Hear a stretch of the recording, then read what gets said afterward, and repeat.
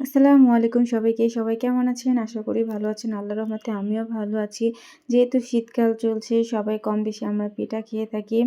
শীতের দিন আসলে বাঙালিরা পিঠা খাওয়ার উৎসব লাগে।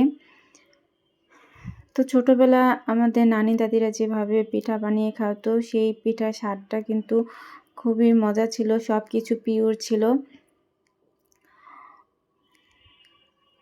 বর্তমানে আমরা যাই খাই সবকিছুতেই ভেজাল। চাল, মিঠাই, দুধ পিওর তো পাওয়া যায় না।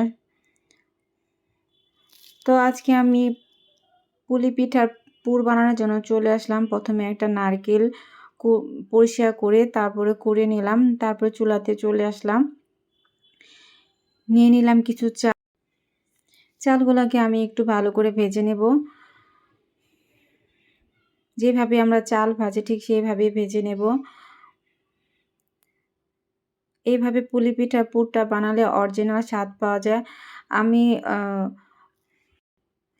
অনেক সময় শর্টকাট শুধু নারকেল দিয়ে মিঠাই দিয়ে পুর বানাই, এত ঝামেলা কে করে। কিন্তু পুলি পিঠার পুরটা যদি আমরা তিল দিয়ে বানাই তাহলে কিন্তু অরিজিনাল সেই স্বাদটা পাওয়া যায়। পুলি পিঠা কিন্তু তিল দিয়ে বানানো হয়, কিন্তু আমরা সবাই তো এত কষ্ট করতে পারি না, তো শর্টকাটভাবে বানিয়ে নিই।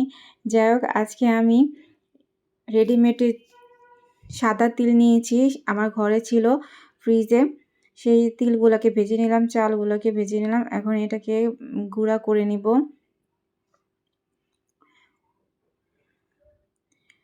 এক মিনিটের মতো গুঁড়া করে নিব, ঝাঁকিয়ে ভালো করে।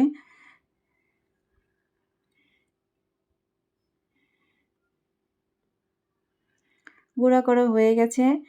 এখন আমি পুর বানাতে চলে আসব।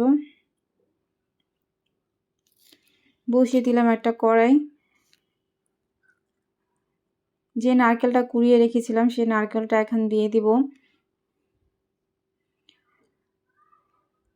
এই মিঠাইগুলো আমি 2 দিন আগে আমি পাটিসাপটার পুর বানিয়েছিলাম শুধু না মিঠাই দিয়ে আর নারকেল দিয়ে। তো মিঠাই অনেক বেশি হয়ে গেছিলো তাই উঠিয়ে রেখেছি। এই মিঠাইগুলো একদম খাঁটি মিঠাই, আমি অনেক দূর থেকে নিয়ে আসছি। অল্প মিঠাই দিলে মিষ্টি লাগে আর কালারটাও খুব সুন্দর আসে। দিয়ে দিলাম এখন গরম মশলা, তেজপাতা, এলাচ আর দারচিনি। এটাকে ভালো করে এখন মিশিয়ে নেব।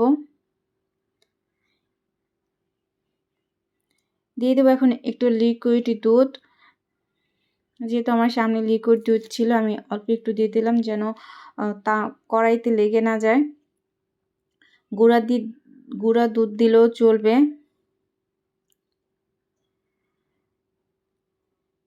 মিঠাই গলে যখন পানি উঠবে, নারকেল থেকে পানি উঠবে, তখন এটা ভালো করে একটু ভেজে নেব। পানি শুকানোর আগে যে গুঁড়িটা করেছি সেটা দিয়ে দিব তিলের আর চালের। পুলি পিঠার পুরের ভিতর তিলের যে একটা সুন্দর ঘ্রাণ আসে সেটা খেতে কিন্তু অনেক মজা লাগে।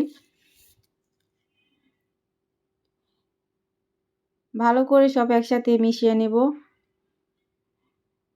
যখন পানিটা একদম শুকিয়ে যাবে তারপর কড়াই থেকে নামিয়ে নিব।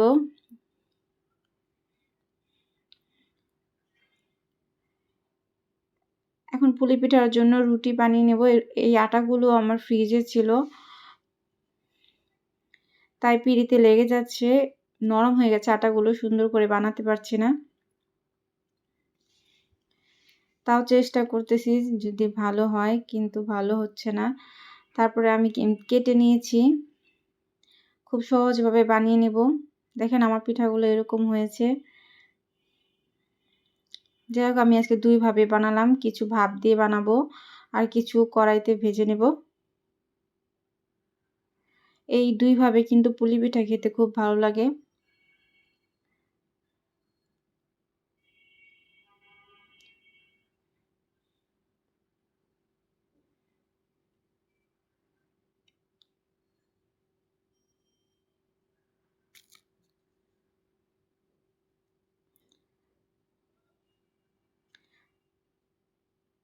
তো আপুরা আপনারা কে কিভাবে বানান অবশ্যই আমাকে কমেন্ট করবেন।